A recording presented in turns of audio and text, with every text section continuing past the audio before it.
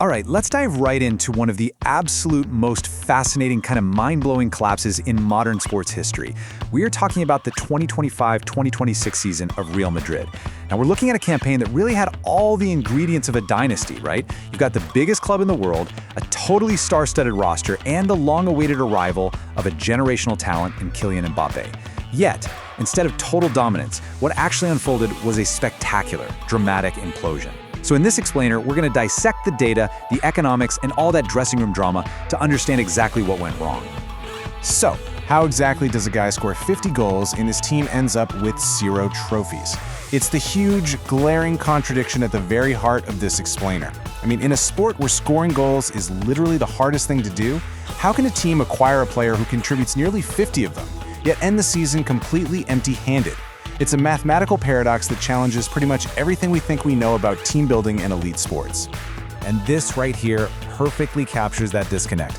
On one hand, you have Kylian Mbappe delivering historical individual brilliance. We're talking winning the European Golden Shoe, leading the Pichichi race in La Liga by a massive margin, and surpassing Cristiano Ronaldo's record for a debut season. That's incredible. But on the other hand, the collective team just completely imploded. 0 major trophies, Carlo Ancelotti departed, Xabi Alonso got sacked shortly after, and players were literally fighting each other. Now, at the very center of this storm is this figure, 31 million euros. That staggering number is his base yearly salary, which officially made him the highest player in Real Madrid's entire history. He surpassed the likes of Cristiano Ronaldo and Gareth Bale.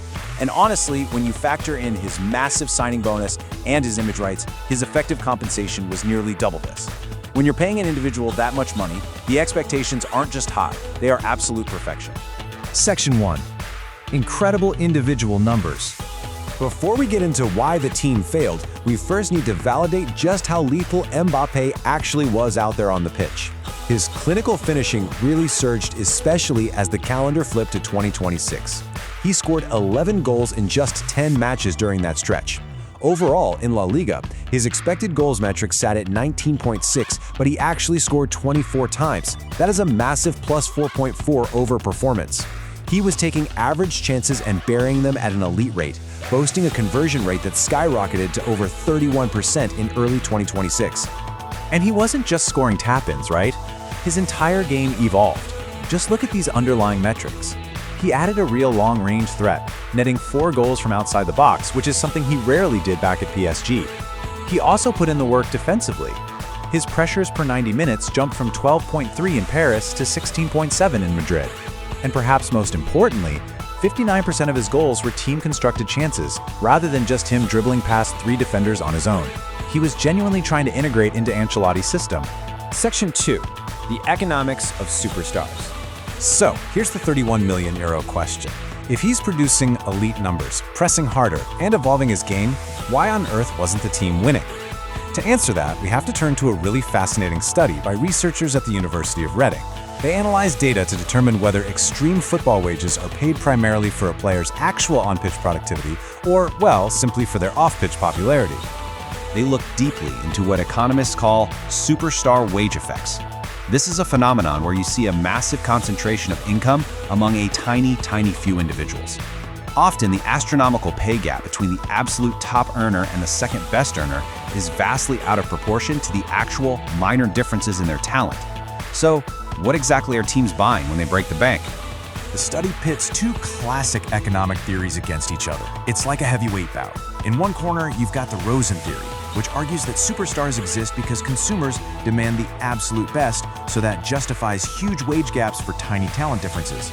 But on the flip side, the Adler theory argues it's actually all about fame and popularity. Adler suggests that consumers just want to watch who everyone else is watching, meaning wages are driven by brand value, not necessarily just superior talent. And the study's conclusion totally hits the nail on the head. After breaking down player salaries into the part explained by talent and the residual part explained by superstardom, they found that paying for superstars heavily aligns with the Adler theory. Superstar wages don't necessarily buy league points or trophies. No, they buy stadium attendance, commercial interest, and brand revenue. The club gets richer, for sure, but the team doesn't necessarily get any better. Section 3. The tactical clash. All right, let's take all that economic theory and put it back out on the grass. When you put Mbappe next to Vinicius Jr., you see a glaring $11 million salary gap.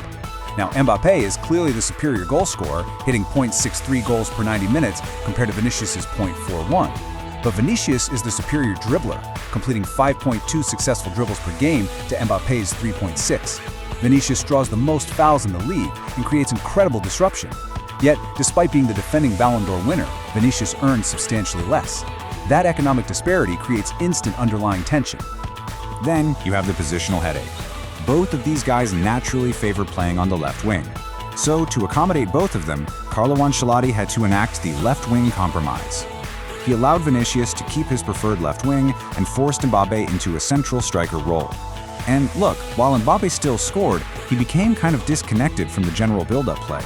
His touches plummeted from 52.3 per game at PSG down to just 38.7 at Madrid.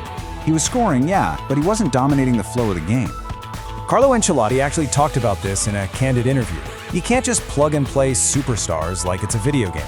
He pointed out that Real Madrid lost veteran stabilizing leaders like Toni Kroos and Nacho that very same summer.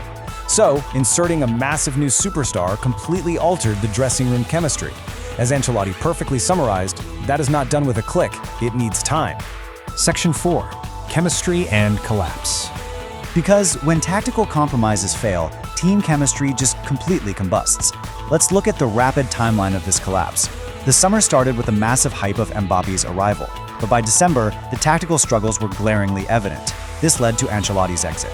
Then, Xabi Alonso was brought in, only to be sacked months later as the team continued dropping points. And by May of 2026, under the passive management of Alvaro Arbeloa, all that frustration boiled over into open hostility. Things got really messy behind the scenes. Reports started leaking to the press that the squad was fracturing. Players resented what they viewed as Mbappe's special privileges and his individualistic behavior. The divide deepened significantly when he arrived 40 minutes late to a team meal organized by the players. Add in a highly controversial club-approved trip to Italy right before a massive El Clasico match while he was dealing with an injury, and Mbappé found himself increasingly isolated from the core group, save for a few of his French teammates. And then, the tension literally exploded. May 7th, Federico Valverde spent an entire training session relentlessly accusing Aurelien Tchouameni, who is one of Mbappe's closest allies, of leaking dressing room information to the press. What started as a verbal spat on a Wednesday escalated into a vicious, full-blown physical brawl on the training pitch. The details of this fight are just absolutely wild. We're talking punches thrown, Valverde requiring stitches to a cut on his face, and, incredibly, even a wheelchair being used at the hospital. And perhaps the most shocking part of the whole shebang, through all the verbal abuse and physical challenges on the pitch, manager Alvaro Arbeloa remained completely passive. He didn't intervene at all, forcing club president Florentino Perez to personally step in and try to salvage the dressing room. Which really leaves us with this one big final thought for this explainer. If 50 goals from the best player in the world can't buy you team harmony or a single trophy, what exactly are you spending 31 million euros on? Are modern mega clubs building cohesive teams to win titles? Or are they, just as the Adler economic theory suggests, simply buying the world's biggest brands to sell more tickets? It's a massive question that every elite sports team is going to have to ask themselves before signing the next generational superstar.